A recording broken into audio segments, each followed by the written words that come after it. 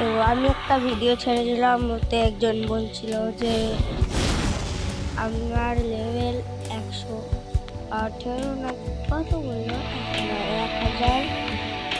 1800 কত যেন। তো যাই হোক, তো